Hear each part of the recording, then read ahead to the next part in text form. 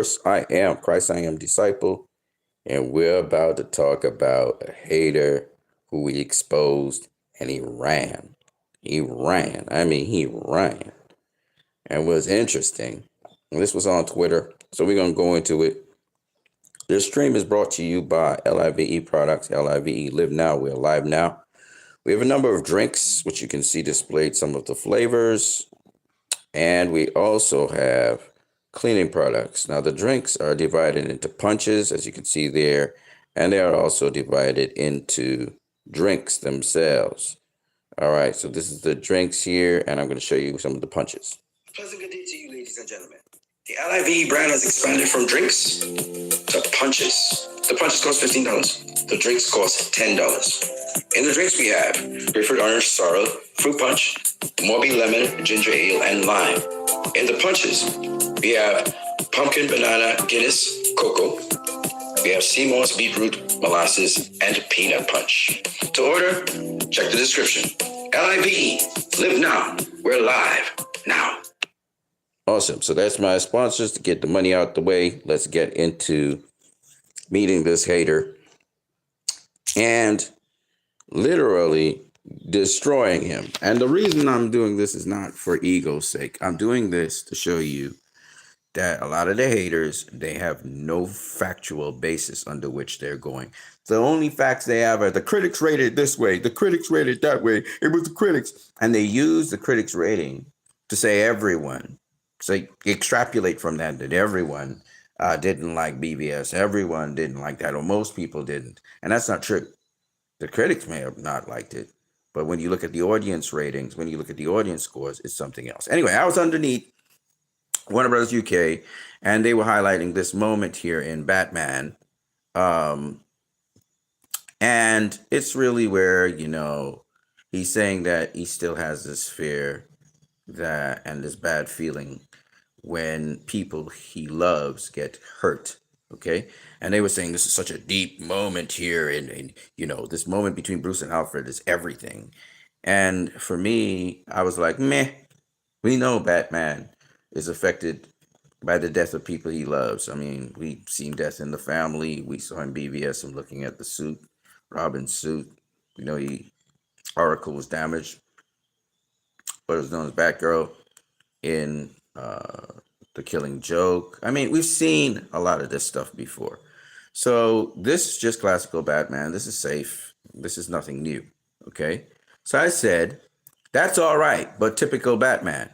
But a Batman who embodied the deceased Superman's hope has never been seen in any live action depiction, dare I say, any comic book run either. This is unique. A Batman moving solely on faith and not reason. And I'll play it for you guys. Alfred, I know it. What makes you so sure? Faith, Alfred. Faith.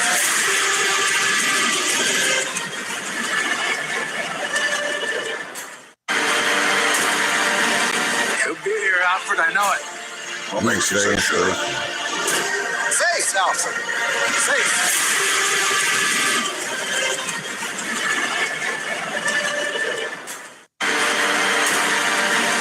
He'll be here, Alfred, I know it. What makes you so sure? Faith, Alfred. Faith. So to that post, as you can see, the post is deleted by the post author. The post author to expose him so you guys can see who he is. So to that, the post author said something. Now, I didn't get to capture what he said on screen, but I will sort of break it down anyway. Okay. The post author is this guy, Wayne XP 1921. Okay, that's the post author. Now, he's deleted everything because I owned him so bad that he ran away. And not even just run away. He didn't block me or anything no. He deleted everything he said to show that, there was no trace. But, this is social media, so you can always trace what people say. Now, I didn't get to screen capture what he actually said about Batman, but I will paraphrase so that you can get the continuity. Okay? Just from my answers, you can see what he was basically saying. He basically said that Ben Affleck's Batman was Val Kilmer's Batman was better, and that we will quicker see Val Kilmer's Batman come back than Ben Affleck's Batman, which is a horrible rendition of Batman. Um, and good riddance that he's gone. That's what that guy said. So I responded here, and I'm showing you my response here. I said, yet James Gunn introduced a Batman like Affleck's Batman in Creature Commandos. Kilmer, none of those guys got the built nor the personality to pull off a The Dark Knight Returns Batman. Only Ben Affleck and Alan Richson. For those of you who don't know who Alan Richson is, he's the guy that was doing the Reacher series. That motherfucker looks like Batman. He talks like Batman. He walks like Batman. And literally, I mean, this motherfucker fights like Batman. He's fucking brutal. Alan Richson, I believe, would make an excellent Batman. He has the voice, everything. He's like fucking Batman. That's how I think of it. But anyway, Ben Affleck, Alan Richardson's also a big hulking guy. So he would just, the Bruiser Batman, the Batman from Batman, the animated series, the Batman from Justice League United, the Batman from fucking The Dark Knight Returns, fucking Batman from, Batman from almost every single Justice League movie. Mostly Batman is buff, right? He's big, he's burly, he's kind of like a barrel. Anyways, yeah. I said that in response to him because this detractor, he wants to say, that Ben Affleck's back is not the best Batman. But James Gunn comes and just totally fucks him over and puts this Batman, which was found in Creatures Commanders, one of the shows. Dude was doing a dance number, looked up and said, he saw the image of Batman, right? And this fucking Batman has the short hairs. He's the Dark Knight Returns Batman, okay? However, he had a response, which is now deleted, okay? He deleted his response. So for me to show you the response, I will show you it here.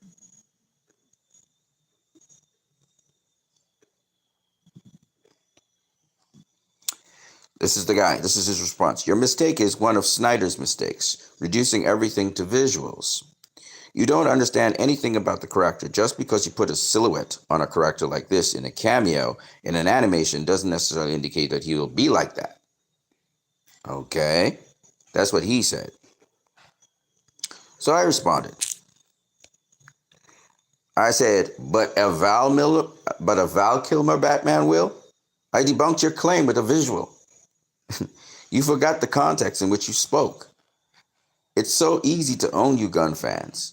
As to performance, I mean, the late Kevin Conroy said Affleck was the best rendition, and Frank Miller praised his performance. And just in case you guys want to hear what Kevin Conroy had to say, Kevin Conroy on why he loves Ben Affleck's Batman. And Kevin Conroy, for those of you who don't know, he is the ultimate animated Batman. Okay, he played the voice of Bruce Wayne and Batman for decades.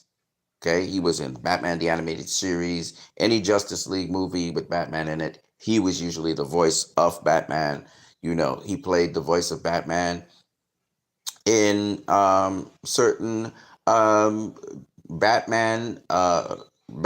films, Batman animated films, and Batman Justice League animated films. So he's played the voice of Batman a lot. Many fans have spoken about Keaton's portrayal of Batman as being the actor's strongest part of the character. Others have said Bale's performance as Bruce Wayne was the best. Ben Affleck, uniquely, I think, was good at both. He did a really good job of it, Conroy said. I just think Ben Affleck got the balance of both characters better than any of them. When addressing the rumors of Affleck's rumored departure from the role, Conroy was asking about the possibility of playing Batman in a live-action capacity. Yeah, Ben Affleck. Then this is Kevin Conroy, the Batman, the Batman I grew up on. Besides, of course, Michael Keaton's Batman, which, so Batman 66, and that was before my time, okay? But we saw the reruns of it, okay, in our time, in the 80s, in the 70s. Then we had also Super Friends, where he had Batman and Super Friends. Okay, so I grew up, in my early years seeing that kind of Batman. That's the Batman I knew. And then when Michael Keaton and Tim Burton came up with Batman and brought out Batman 1989, which I only saw in 1991, along with Batman Returns. That revolutionized everything. It got my attention. I remember a lot of people got attention. Now, of course, not too long before that, Frank Miller came out with The Dark Knight Returns. But even before Frank Miller came out with The Dark Knight Returns, there was a darker version of Batman in the comics. I remember reading some comics, a darker version of Batman beating up guys face to pulp. You couldn't distinguish the face and stuff like that. And he was alone. There was no Robin. Death in the family had happened. And so there was no Robin. So he was just rolling solo. So, it was a darker version of Batman, which the Dark Knight started coming into play. Now, before Batman 66, just to put some context into this, there were darker versions of Batman. You had earlier black and white TV shows and stuff on Batman. It was usually dark Batman, right? They didn't have the costuming up to par at all, but it was a darker version of Batman. And then Batman 66 came, along with Superman 1978 later, and those were more campy versions of the character. Okay, they really pushed it the other way and sort of went the opposite direction to which Batman generally is. But in the comics, they tried to swing that way, but it didn't really sell a lot of comics. So they went back to the darker Batman with Frank Miller and a few guys before him. And so we got the darker version. Finally, we got the darker versions of Batman. The first time it was on film, other than Batman 66. And this was a darker version. And that's why Michael Keaton's Batman is still etched in people's minds. It's kind of like Superman. Christopher Reeve's Superman will always be etched in people's minds because it was the first. I mean, that thing was a wonder when it came out because, people were awestruck just seeing an individual fly like that. And they looked like it were flying for real. Versus, being in front of screen flying, So there was all these cool things that were happening. And yeah, so Michael Keaton's Batman, it still holds a very cherished presence in my heart. Okay, Michael Keaton's Batman in 1989 and Batman Returns, and I've watched them recently. Very violent films, but I really enjoyed it because again, for the politically correct, dumb little nerdy pieces of shit who say Batman doesn't kill, and Batman don't carry a gun. Well, guess what? Batman has done all those things. Okay? Not only has he done it in live action, mostly in film. In fact, I don't know of a film. There's only one film with Batman in it where he didn't kill. And that was live action, that is. It was George Clooney's Batman and Robin. That's it. Every other version, every other film of Batman, he's killed in. Batman 66 killed. Tim Burton's Batman killed. Val Kilmer's Batman killed. Christopher Nolan's Batman killed. In every single issue, he killed.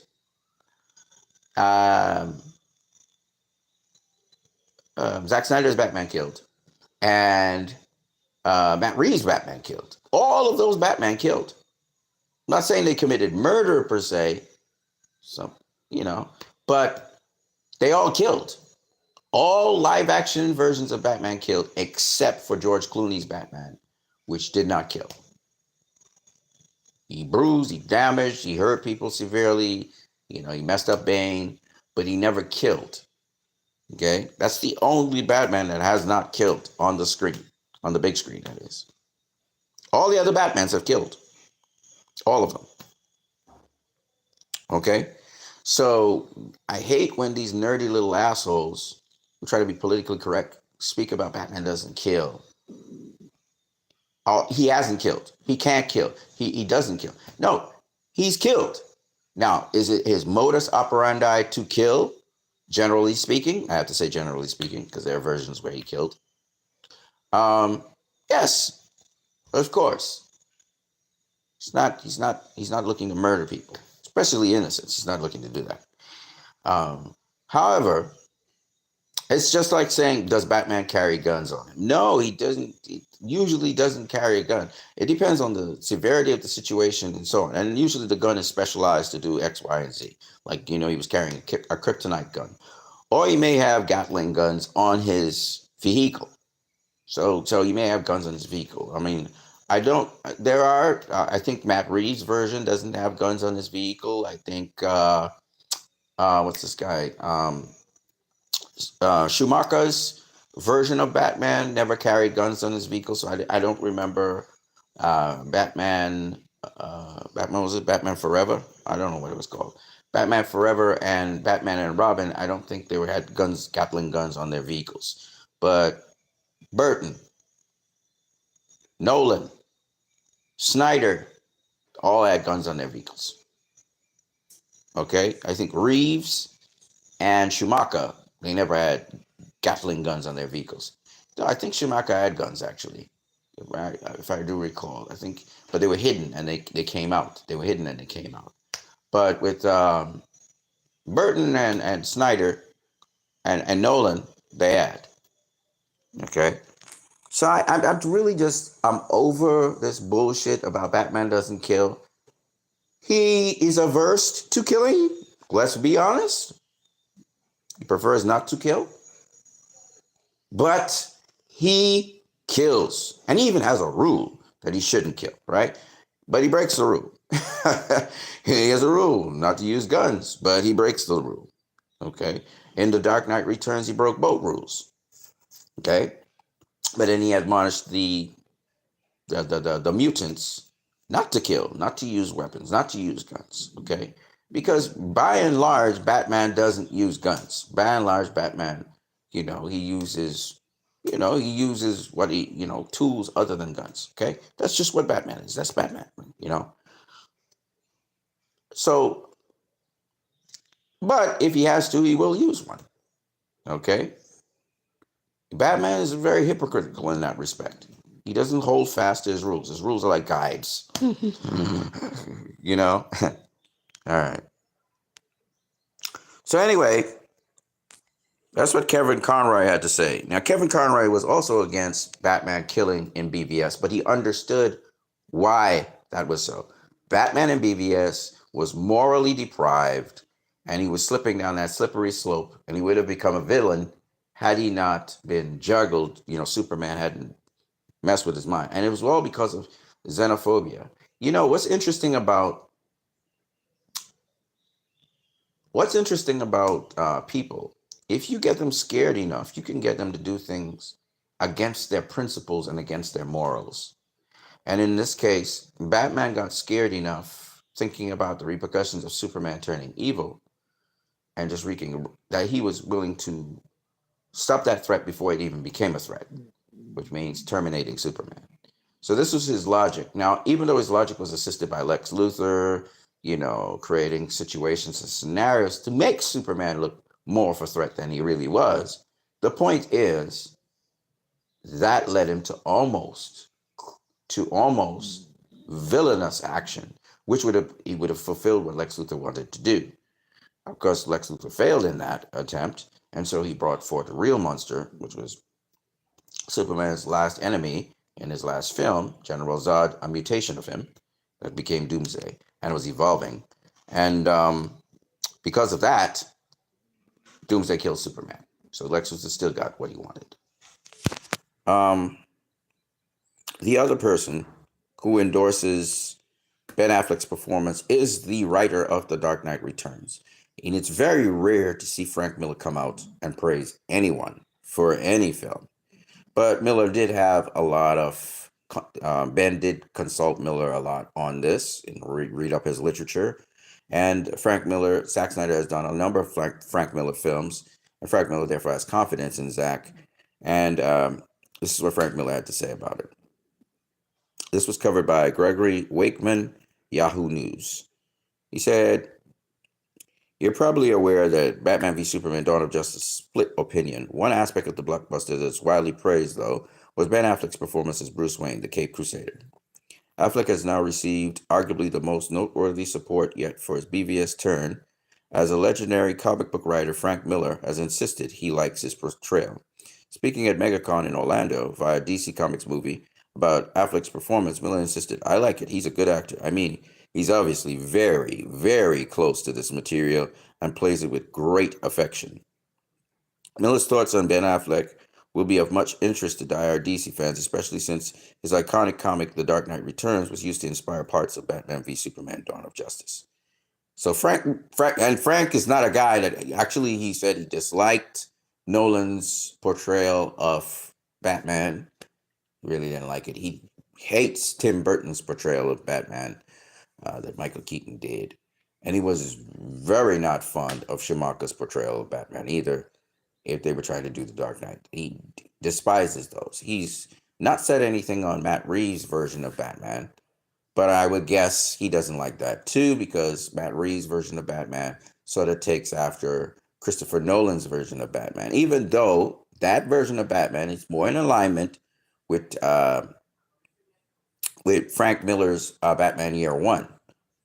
But that version though is a little bit more morose than the version that was in Batman Year One, because that version is supposed to still be Bruce Wayne Playboy millionaire, and that version didn't show that sort of side of Bruce. And remember, this is a younger Bruce Wayne. This is not the older, more jaded Bruce Wayne that we see in The Dark Knight Returns, which Frank Miller shows that's the outgrowth of Batman Year One. So Frank really he praised on Ben's performance of Batman. He really was very impressed with it. In fact, he said in the same interview that he was rooting for Batman to win in the matchup against Superman, and Batman basically won it. I mean, Superman won over Batman, but he did basically win it, even though he was. I mean, he turned evil. He really turned evil. The music and everything sounded evil, like it was like a fucking horror film. When he was walking with Superman, he threw him over the balcony and he fell down the radiators down below. I was like, freaking, the music was going ding, ding, ding, like real evil, you know. And I was like, what the fuck? I was in the cinema saying, what the fuck is going on? Is Batman really going to kill Superman? Is this really going to go down? I was like, what the hell's going on here? Because the movie turned into a horror film for me at that point.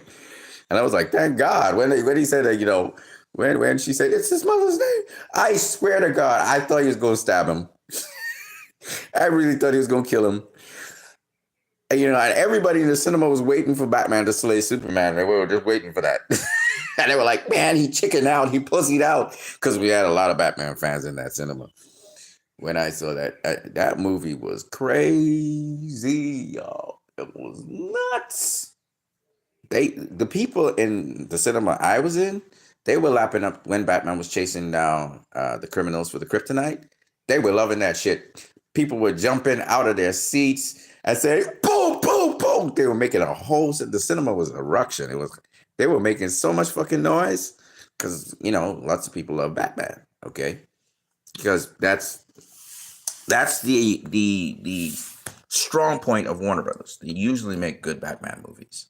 And so people are very familiar with it. And of course, Christopher Nolan's The Dark Knight really put Batman into prominence. Also made it the first $1 billion comic book movie of all time. So it was, you know, Batman's a big thing. You know, that's just Warner Brothers, DC's bestseller is Batman. Okay. So it's not surprising, you know, but I was a Superman fan. And while I love Batman, and I really love what they did on the screen with him in the theatrical version, I was really feeling it for Superman. Superman suffered so much in that film. And I was like, man. And so I can understand why some people would say that it seemed as though Zack Snyder hated Superman. But then when you see the Ultimate Edition, you realize how much love Zack had put into Henry Cavill's lines and the stuff that Henry Cavill had to do. Because Henry Cavill didn't talk much in BVS. But if you look at the Ultimate Cut, he talks quite a lot. And you get his point of view, you get his feelings on things. You realize he was investigating Ben Affleck's Batman. You realize that he did not want to kill Bruce Wayne. He did not want to kill Batman. he was much more hesitant. We also saw in the explosion that happened at the Congress, that he actually came back and saved people before he left. So there's a lot of things that were kind of missing from that. That he couldn't see the thing because of the lead. I mean, I knew that, but it was nice to see it spelt out. So yeah. Okay, so anyways, I know I'm talking a little too much, but I just wanted to show you how I debunked the guy, right? Just in case you guys forgot. He was saying Val Kilmer was a better Batman than Ben Affleck's Batman, and if anything, Val Kilmer would come back before Ben gets a chance back. It's like we hope never. He's like he hopes he never sees Ben again, and there's a whole DC fan base, a tremendous DC fan base that would love to see Ben play Batman again, right? Okay, so after that was said, after I said those things, this is what he came back with.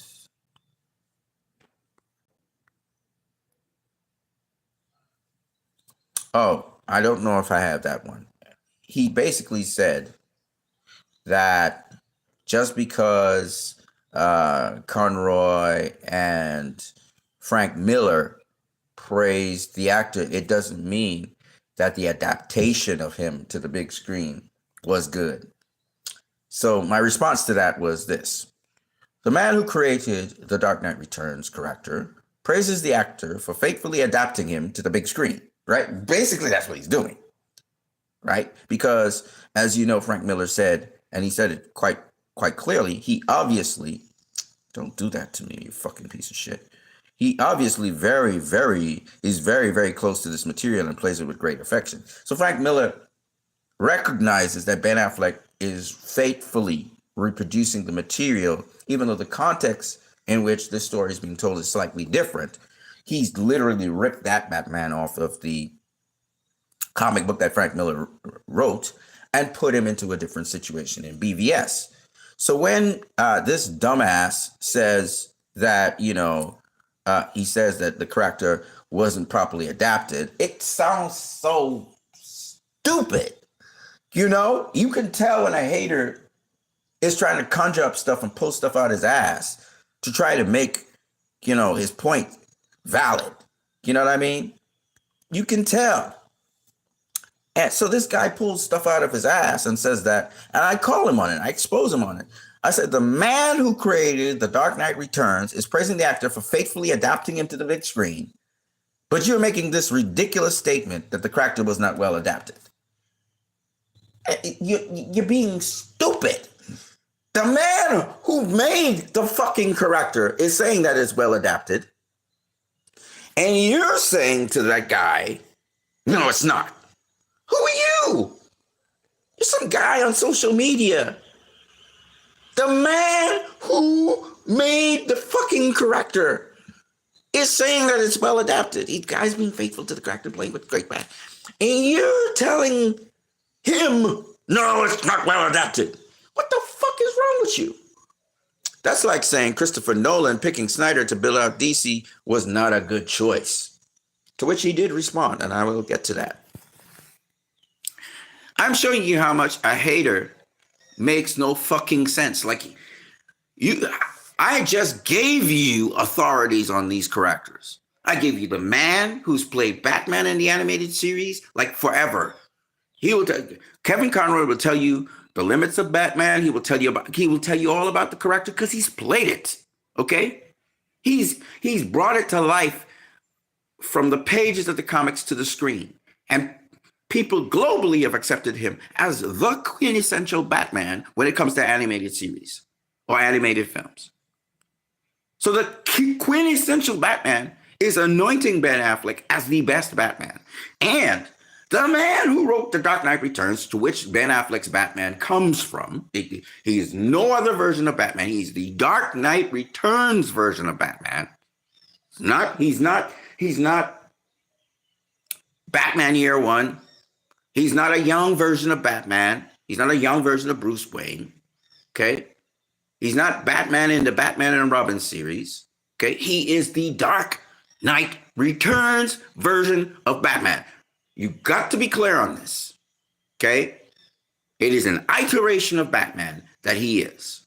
Now, while he looks like Batman the Animated Series, and he behaves somewhat like Batman the Animated Series, this is a jaded Batman. This is an old fucking Batman. This is a grizzled Batman.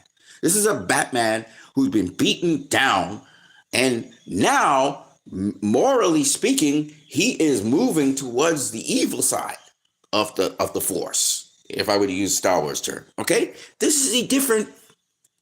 Don't try to make this Batman into the normal Batman, the Batman you see, the young Batman, Bruce Wayne, who takes on the thing, puts on the cape, and is fighting crime. This is not the same Batman. And how we know this?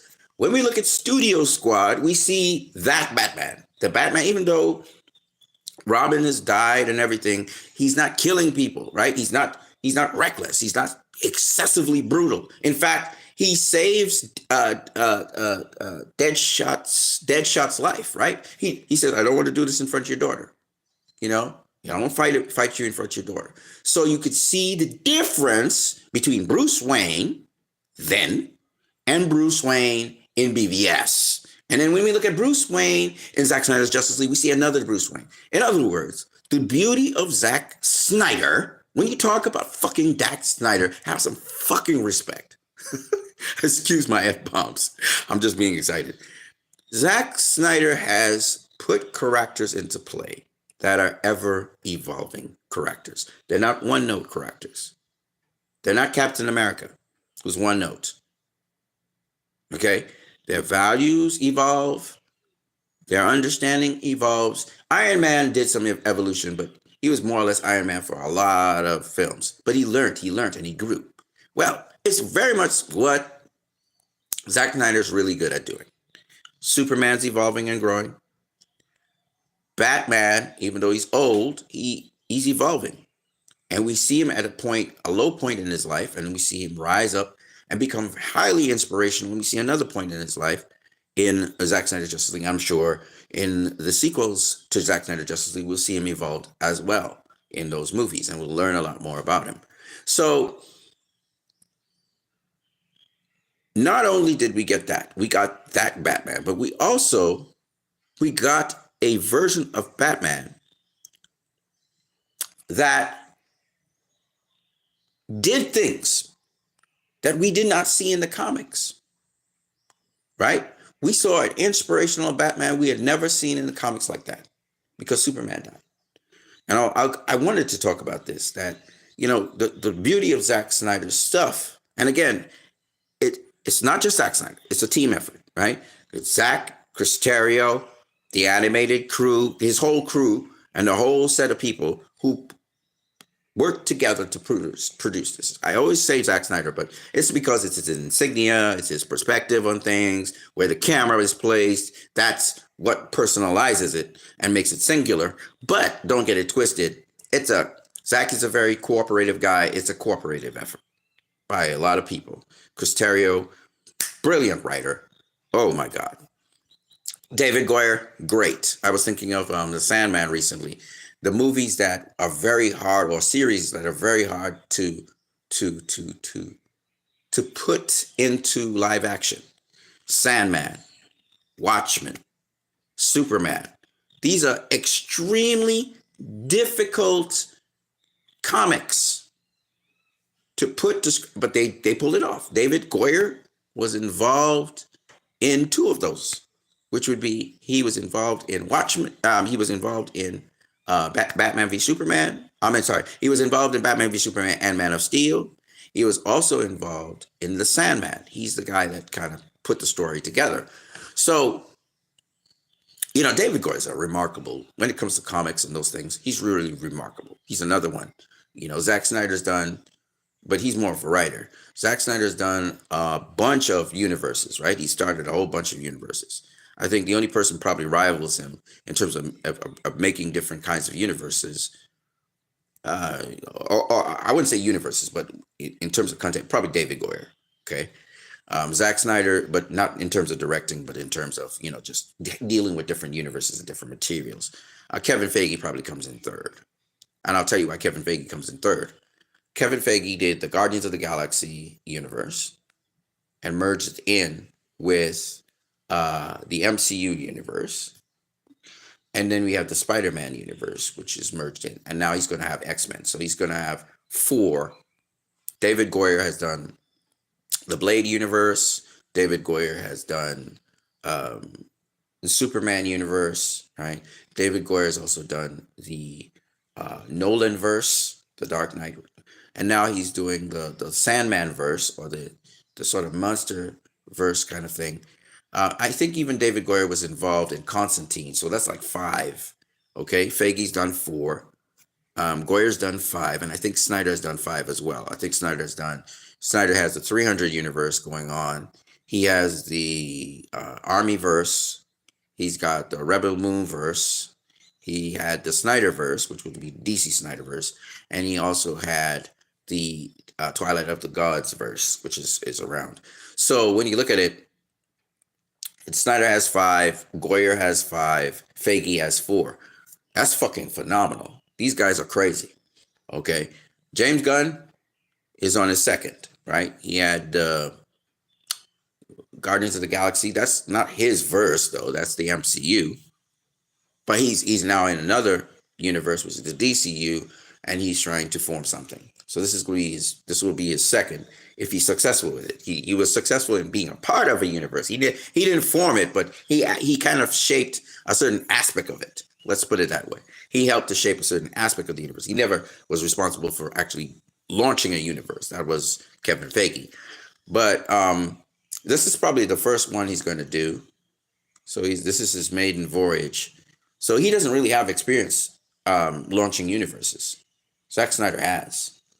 I think the Watchmen universe, which they're trying to launch, is really part of the DCEU. At least Snyder was going to have it like that because there are little hints to that, but that's another story for another day.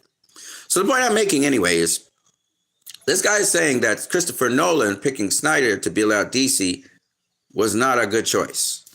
That's what he says next, which is here, which I respond to. I don't know if I have it. Let's see. Maybe I have it. Maybe I don't. No, I don't have it. But he basically said that Snyder was a bad choice and for building out the universe. And he went on to say that, Snyder,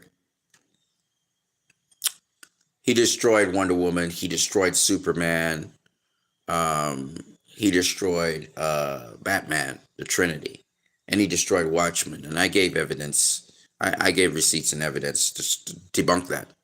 So he goes on to say this concerning Gunn having Batman that looks like the Dark Knight Returns Batman in there. He said, Snyder didn't understand a damn thing about the Dark Knight Returns. It's like he only read the images. He never got to 10% of what Frank Miller did. And Affleck himself, who you all flatter so much, needed CGI on his body to look stronger and more defined. Two idiots. Well, first of all, he didn't. That's a lie. He didn't need CG on his body to be more defined. And he had a digitally altered voice. He didn't have CG on his body to be more defined. That was what you looked at. And we saw him naked, actually, there. So I listened to him. And then let me see. He said something else somewhere. Let me see if I can find it. Your mistake is one of Snyder's mistakes, reducing everything to visuals. You don't understand anything about the character. Just because you put a silhouette on a character like this in a cameo in an animation doesn't necessarily indicate that he will be like that. So I responded to him on that note. And I said this. Let me see if I can find it.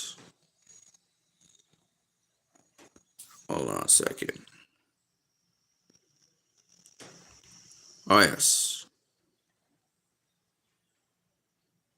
I said, but Val Kilmer, Batman will? I debunked your claim with a visual. You forgot the context in which you spoke. So easy to own you, Gunn fans. As a performance, I mean, the late Kevin Conroy said that Batfleck was the best rendition of Frank Miller and praised his performance. Not to mention the ideology of Batman was reflected there. And I will show you that now. So here, he said Snyder's vision was very shallow. He didn't absorb anything from The Dark Knight Returns. Just another clown statement no one will take seriously, I told him. And then I just physically just showed him. Oh, yeah, I can't tap on that. I showed him the scenes from The Dark Knight Return where the hostage was there and how Batman reacted to the hostage. I spoke about also, maybe I have it. I don't know if I have it, but I might have it somewhere here. I may have it. Let's see. Hold on a second. Oh, that's crazy though. Because he deleted the post. See, because he deleted the post, I can only get this answer now from the screen share. But I think I know how I can get it. Let me go into Pro here. Replies. Yeah, maybe I This is somebody I care about. No. Yes, here it is. Here it is. So I pulled up this scenario with the hostage situation and how verbatim it's the same hostage situation. Okay. And then I also showed him how Alfred is saying, it looks like you wish to have suicide, Bruce, as he's adjusting him. And also down here, Alfred is talking about him saying, this is suicide, the suicide mission you're on. And Alfred even talked about him not trying to kill himself, sort of like. And then, of course, the philosophy of Batman. My parents taught me a different lesson. Lying in the street, shaking in deep shock, dying for no reason at all. They showed me that the world only makes sense when you force it to, which is the same thing he says. And Kevin Conroy in Crisis also says the same thing. Life makes only sense when you force it to, which is the philosophy of Batman. So not only is it superficial, not only is he not superficially copying Frank Miller, which Frank Miller understood very well, but he is also capturing the spirit of that Batman, his ideology, his psychology, etc. So that's what I wanted to show you guys. So when he said that Snyder's vision is very shallow and he didn't absorb anything from TKR, I was like, bruh, please, just stop with the nonsense. And then I just started to hit him with facts. Maybe you don't know how non-factually answer, so I'll begin to pour down factual information on you, dumbass. You never grew up in DC watching the animated films and series. You didn't read DC Comics, otherwise you would know what Superman #1 and successive comics are saying. And then I showed him from The Dark Knight Returns, you have this interview going on, and Lana is saying, and the guy who's arguing with Lana says, ease up, Lana. The only thing that Batman signifies is an aberrant psychotic force. And that reminds us of what Lois Lane said to Lex Luthor. You're psychotic, right? And to which Lana answers him in The Dark Knight Returns. And she says, then why do you call him psychotic? Because he actually, let's just go through the conversation so you'll see what I mean. He's hardly as dangerous as his enemies, is he? Take Harvey Dent. Just pick a name. That's cute, Lana, but hardly apropos. Hardly fair as troubled a soul as Harvey Dent is. He certainly is troubled for his victims. Was, Lana, was. If Harvey Dent is returning to crime, and please note, I said if, it goes without saying that he's not in control of himself. And Batman is? Certainly. He knows exactly what he's doing. He's the kind of social fascist, always does. Then why do you call him psychotic? Because you like to use that word for any motive that's too big for your little mind? Because he fights crime instead of perpetrating it? Right.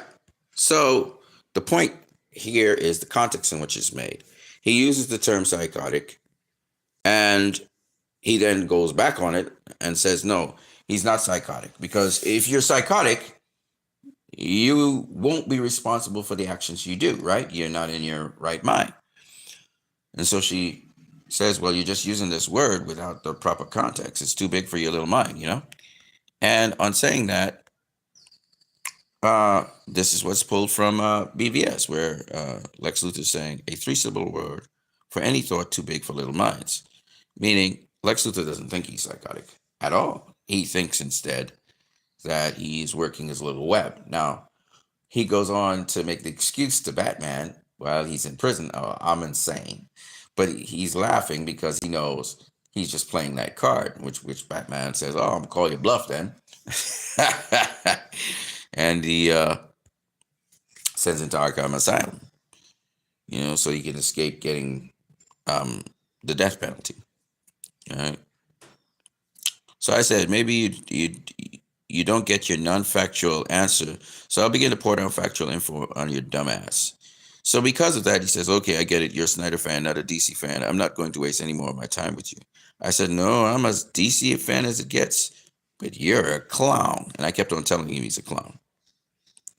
And to that, he ran away. I mean, he ran away. Now, it's one thing to block somebody or to mute them, and you just go on your merry way, right? This guy deleted every single thing he had. Every single thing, which is why you don't see any statements, and I have the statements. Have your reason. Not all. Showing you that these haters, they know they're not standing on anything. One of them here, he comes in, he says, Fat Black. I say, yeah, Bat Black is Gunn's choice of Batman. Gunn keeps on betraying you, stupid apologist for him. Hate makes you stupid, And I wanted to show up this clown because these guys out here, guys like Wayne XP1921, and look his Twitter handle there, so you guys can go rain it down on him if you so wish. These guys, they come out here, they make false allegations, and it's all because the corrector didn't go in the direction you thought they should go. Why? I don't know. It's almost illogical. It's like if you see a film where you know what the ending is, why would you go see it? You want to be on a journey, right? The film shouldn't be predictable to you. But these guys, for some reason, hate Zack Snyder because, I'll be honest with you, this is the reason why they don't like him. He exposes their fanboy worship of icons. It's almost like they want to have sex with the icon almost. Their connection to the icon is on a physical level. What do I mean by that? I mean, there's only this particular way this icon has to deal with me. And if somebody opens my mind to something bigger and a deeper reasoning, I'm not going to accept it because I am attracted to the icon and not to the qualities that the icon possesses. It's kind of like what we call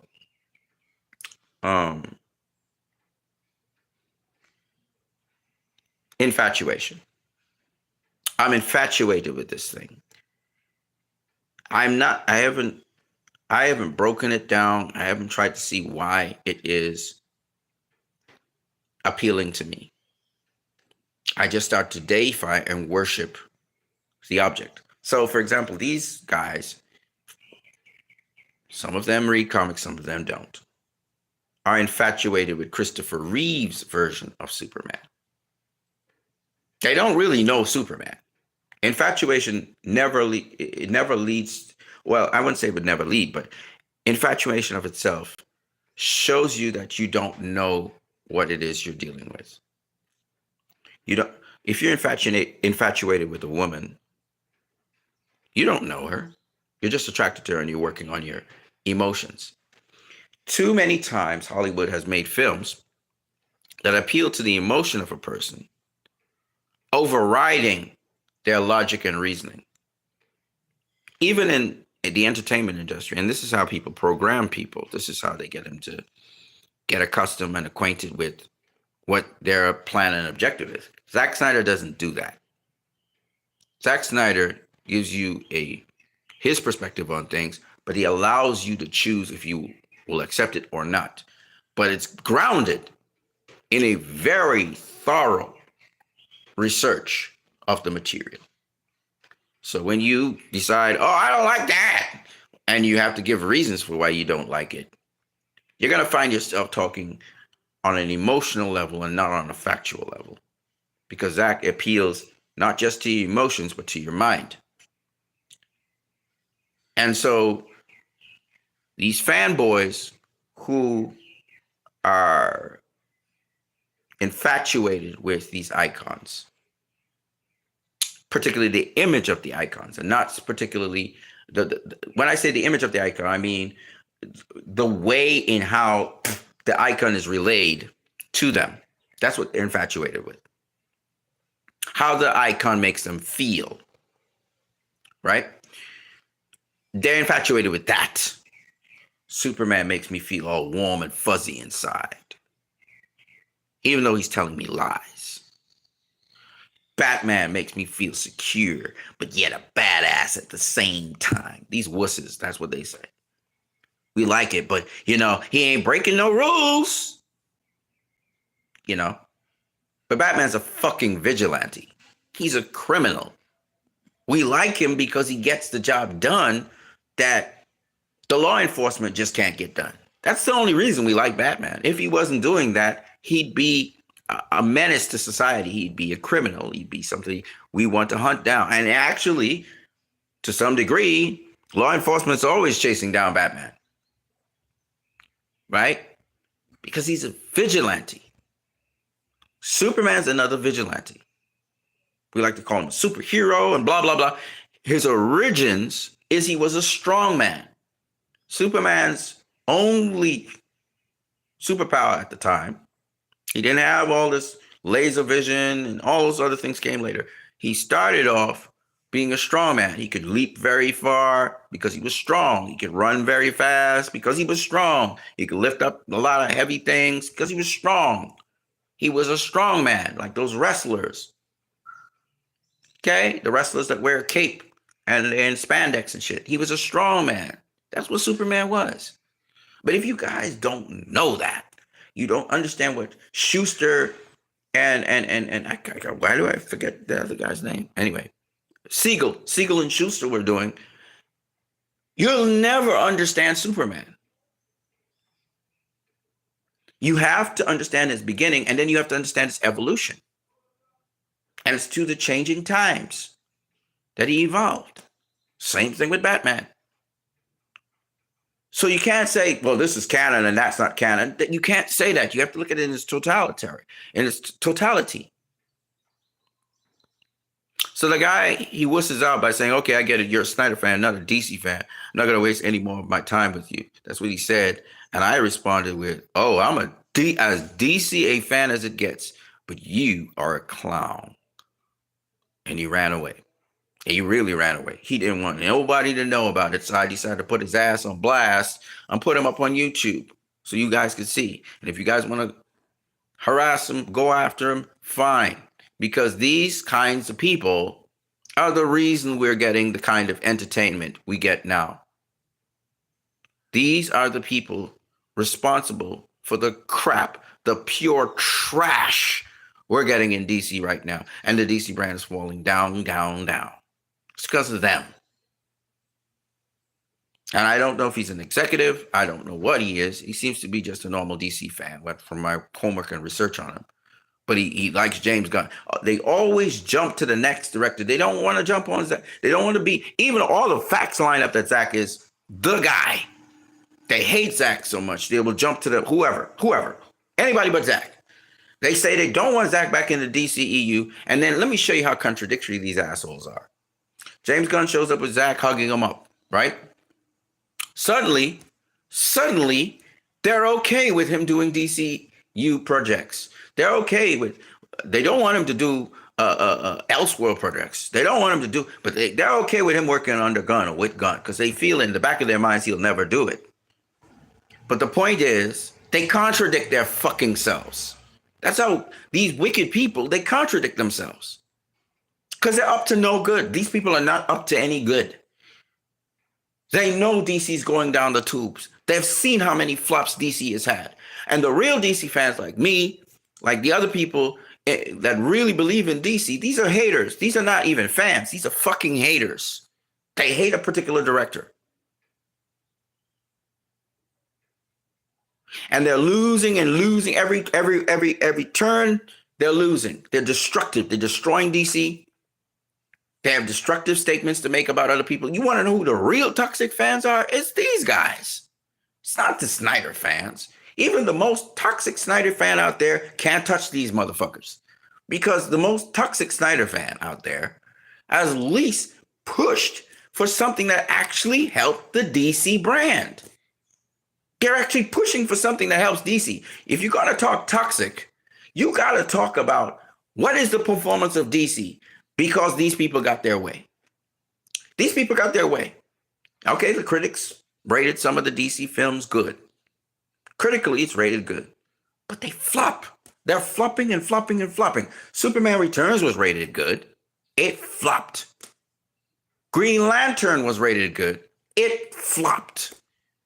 Jeff Johns was behind both of them. And Jeff Johns is still somehow operating in the background. I don't know how. Okay?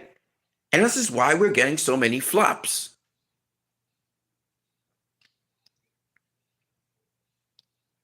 That's why I chose to expose this asshole, because he can't even stand up to the facts. He has to run. He has to delete all his tweets. That's how bad it is. He lost the argument with me. And he didn't even have the guts to block me and leave what he said there for other people to see. He retreated and he had to run because he knew he wasn't right.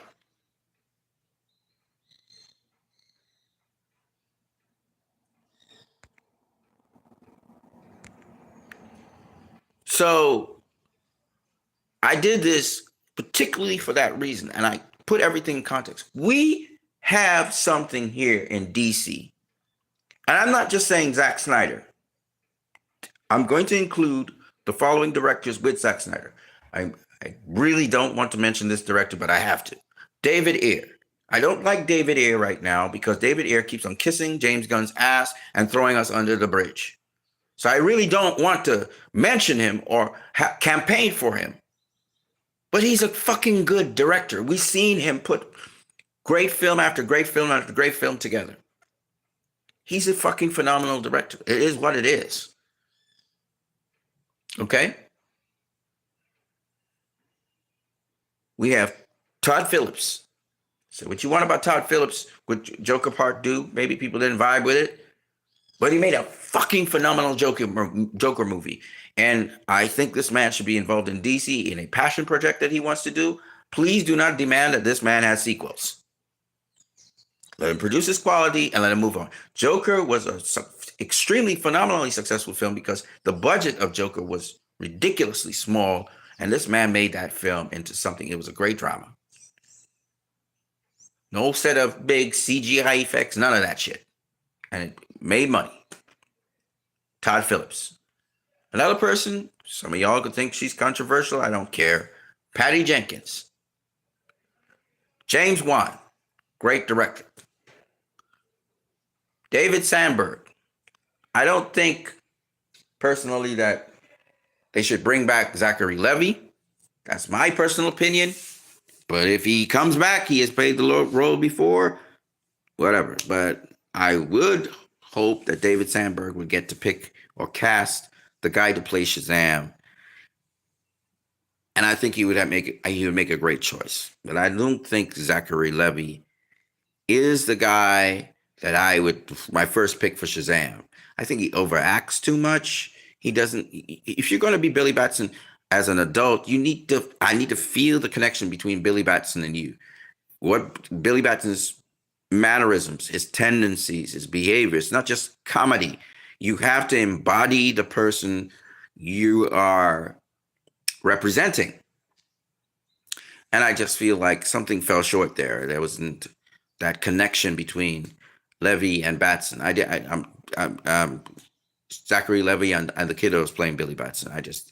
The kid that was playing Billy Batson was way too chill. He was like super chill, which means Shazam should have been a little bit more chill. Still funny in funny situations, but more chill and more slick with it. The kid who was playing Billy Batson was much more slick, much more chill. I didn't get that. So anyways, that's what I got for you guys. I thought I would share this with you guys. I see a lot of you are out there. I got 8 of you now. Um, yeah, the Snyderverse is a beautiful place. Don't forget to smash the like button if you like what you're seeing. If you don't like what you're seeing, then okay, I appreciate you being here. But quite frankly, the Snyderverse and directors like Zack Snyder, like even David Goyer as a writer, he's a phenomenal. He comes up with these great ideas and stuff. It's just that certain people are in the equation sometimes, and they really mess up what he's really trying to do, and that's sad. I think of Krypton. Krypton started off pretty well, and then Jeff Johns was involved in it, and he really fucked up that movie. Fucked up that series. And that's the thing. David Goyer is a good. He really is good. I mean, the Sandman, Blade, the Dark Knight. You know, he's been involved in a number of different projects, and he's always done a great job launching off projects. So that's what I got for you guys. I hope you guys enjoyed that. I'll see you guys later. It's an hour in. I have another stream to do that will be Free Palestine, which is something totally separate, but I'll leave you guys with this.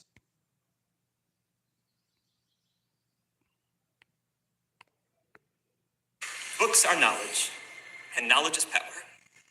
And I am no, no. What am what was I saying?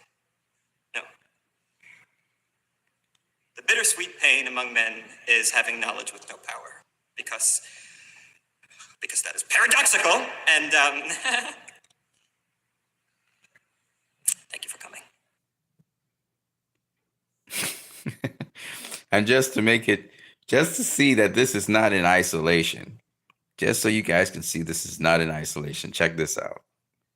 You think Jesse Eisenberg was just doing that to be the Joker or the Riddler? No. Watch this. But it is going to bother you because you're human, and I was human. I am human still. But I was just referring to myself in the past. Not that I was not human. How do you like that? See where Jesse Eisenberg's getting his inspiration from? Oh, you think it's just one of them? No, the oligarchs, the corporate heads, the techies, they're all like that. Watch this. This whole sort of like, they call it like Trump derangement syndrome. And I didn't, you don't realize how real this is until you can't reason with people. So see, they have a certain degree of incoherency and awkwardness about them. And you think I'm joking? Here's Jeff Bezos. Watch this. To not waste a lot of time. I don't want to. It shouldn't be a charade.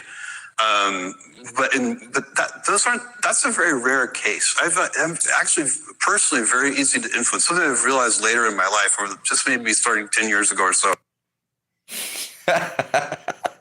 Stuttering, stammering, multi-billionaires. It's what the world is now. It's not these suave 80s Lex Luthor. No, he doesn't exist anymore. In fact, he's bald-headed. He could easily be Lex Luthor. This would be what a modern Lex Luthor would look like. And he is kind of like that, actually. He's kind of sinister underneath the surface. Okay? So this is what, this is the reality of what Lex Luthor is. Now, some of the people out there, they were saying, well, Lex Luthor, that's not the quintessential classical Lex Luthor and blah, blah, blah, blah, blah. I said, Lex Luthor, first of all, is evolving. The Lex Luthor you saw in BVS is not the same Lex Luthor you saw in Zack Snyder's Justice League at the end. The second thing that you're forgetting, and you clearly haven't grasped, Lex Luthor in the comics, in fact, let me show you guys something.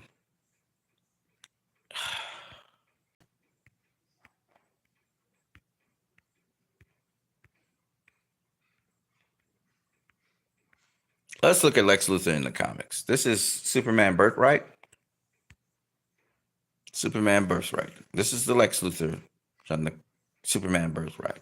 Okay. Now there are other iterations of Lex Luthor I would like to talk about, but I talk about this one because this one's Jesse Eisenberg's Lex Luthor looks it's very close to this.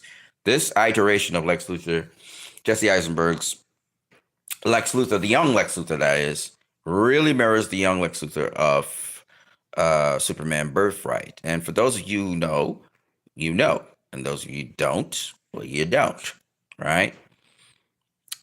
In every sort of kind of way. This would easily be just Jesse Eisenberg's Lex Luthor. Okay? I want to show you something, though. I want to show you something. Here. Let me see if I can find it. This is him in the lab. So this is the mad scientist aspect of Lex Luthor. Okay. So, but I want to show you something. See here. A second here.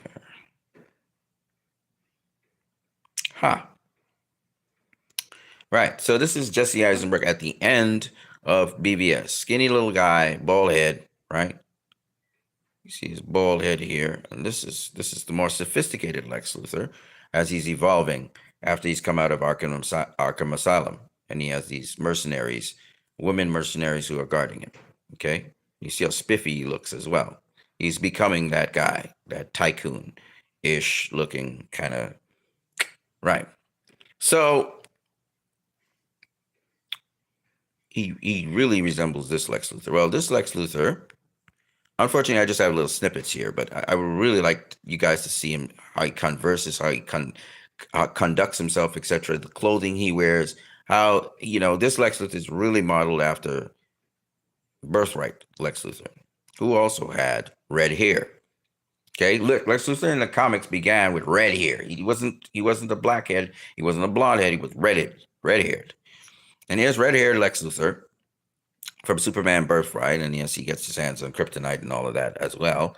Storyline's a little different, but so this is where Jesse Eisenberg's Lex Luthor gets his sort of charisma from. It's from, I believe, this one. And this is one of the younger versions of Lex Luthor and how he grew up and everything. It's kind of like an origin story on him. If you see him here wearing a trench coat, just like Jesse Eisenberg's Lex Luthor, and we have a comic of Jesse Eisenberg's Lex Luthor, BVS Comics, prequel comics. Let's see if I can find it somewhere here. It's around. Let me see if I find it.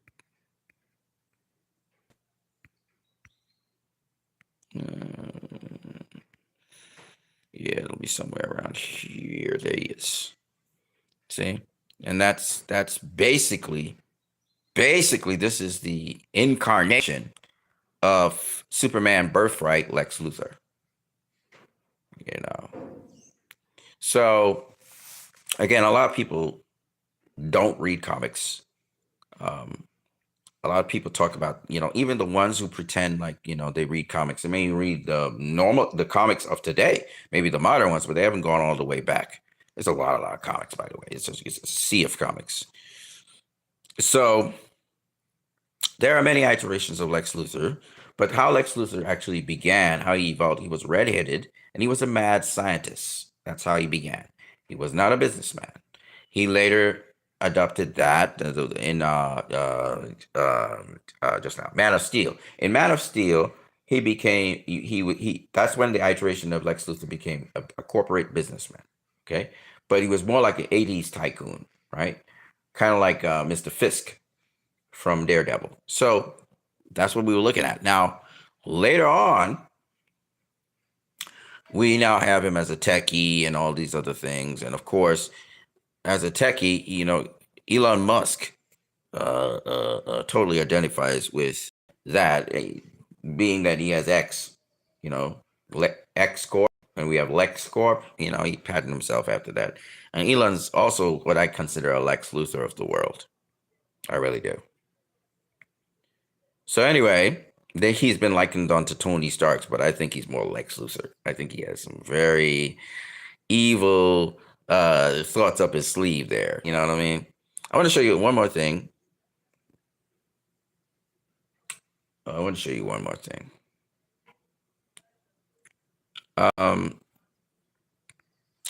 Yeah, might as well. This here is just a bunch of DC animated shows and films that I have seen. Okay, like I said before, like Leroy Kong, I am a DC fan. However, to make it I need you guys to be abundantly clear on this.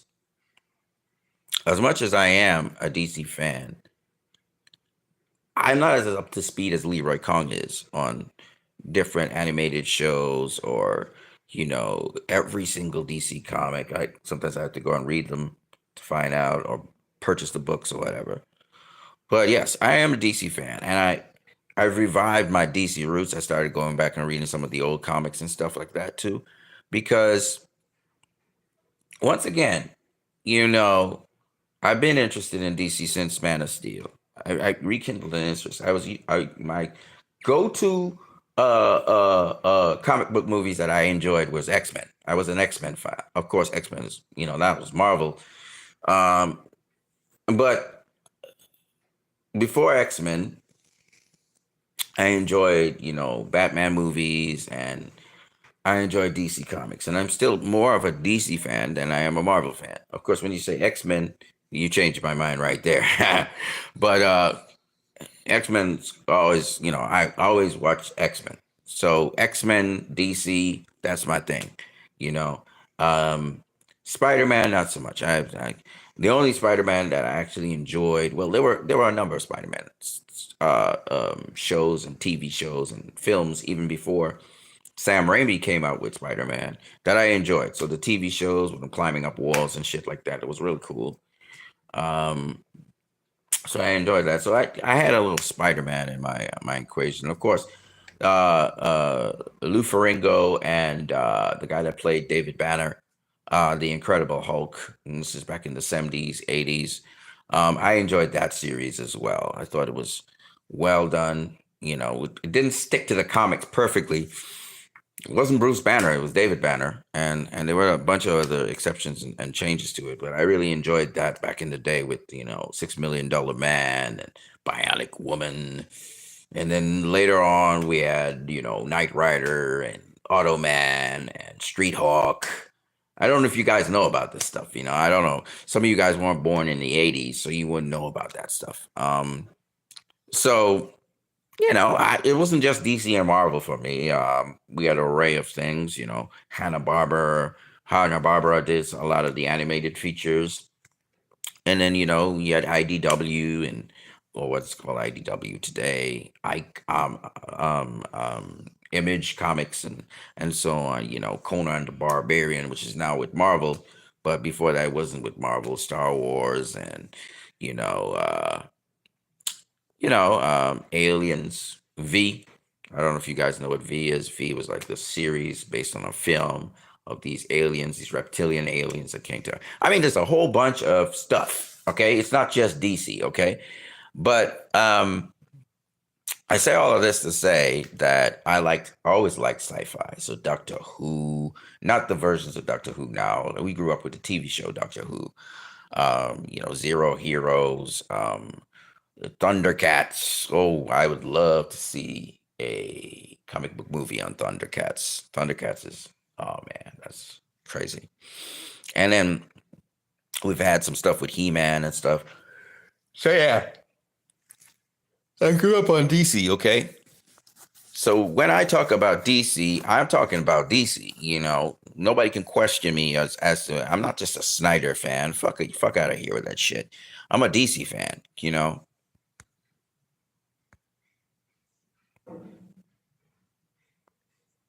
Got some more here. These are some of the animated films and their earnings. Some of them I've seen, some of them I haven't. Superman, Batman, Apocalypse, I've seen that. Justice League Crisis on Two Earths, I've seen that.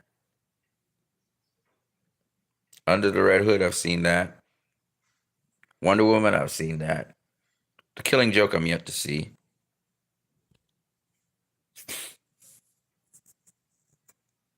All right.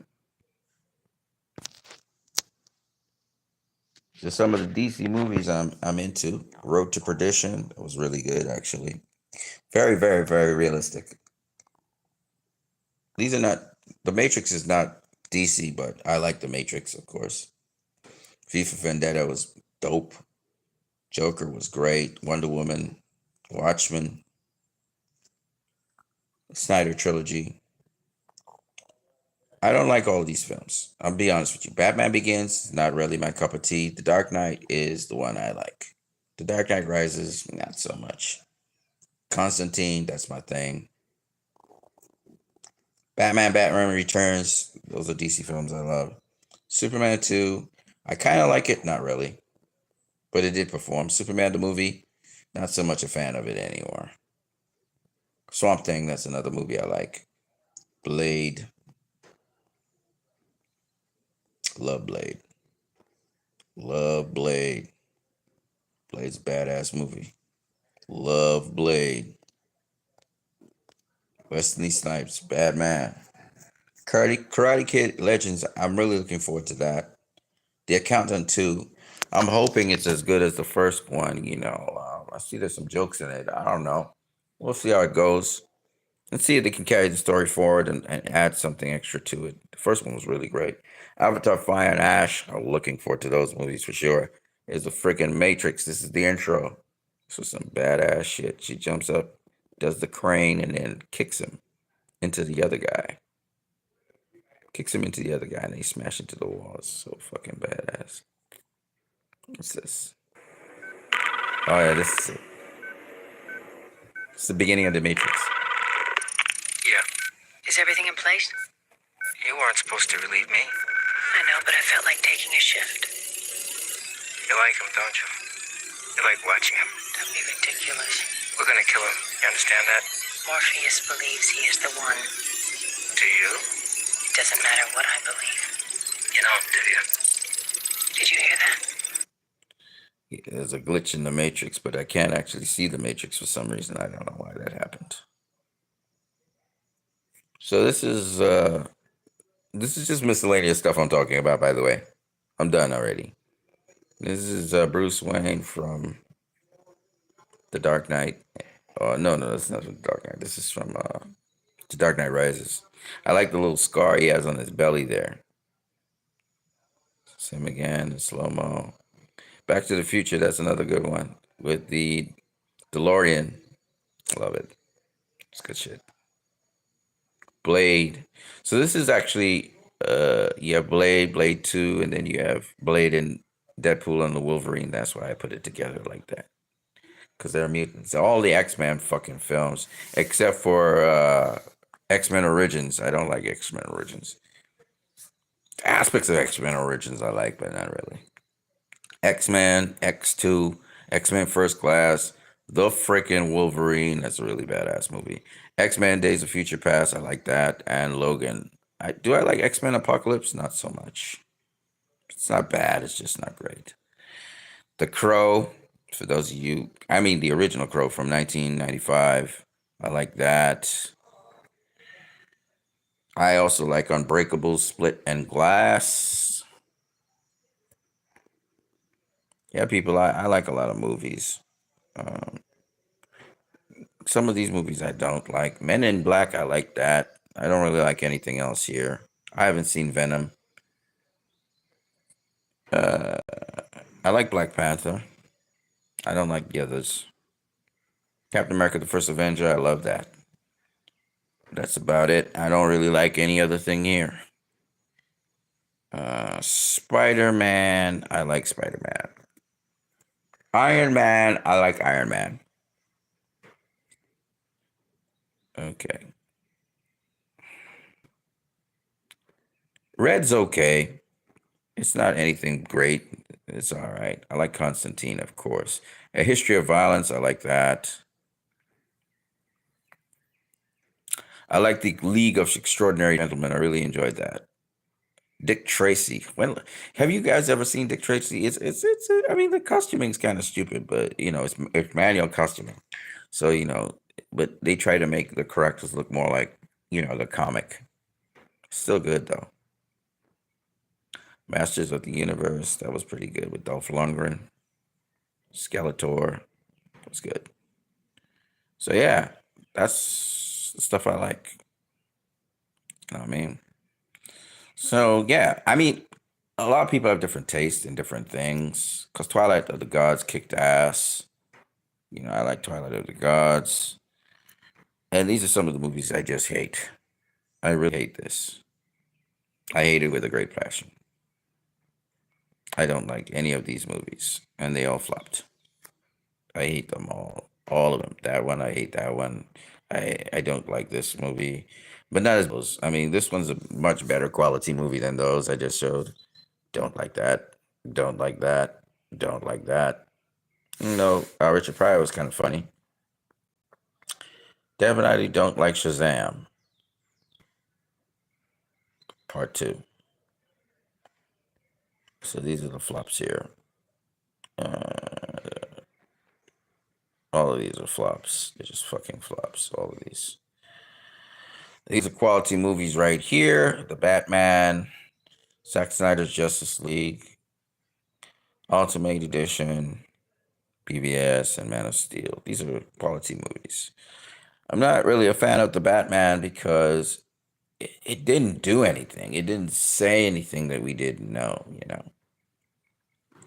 This is going to be a flop. It is a flop, whatever. DC fans were asked to rank every single DCU movie from worst to best, and Zack Snyder's Justice League ranked better than every single one. Wow, that's kind of cool. I didn't even know that. I have it here, and I just didn't know that. Yeah, the best DC film of all time, they think, is Zack Snyder's Justice. I think it's Zack's best film, period. So far, I really do. I think it's his pinnacle film. Yeah, okay, people, that's it for me. I spent a lot of time here. Thank you for listening. I am out of here. I am Christ. I am disciple. You've been watching this. I have to go now and do free.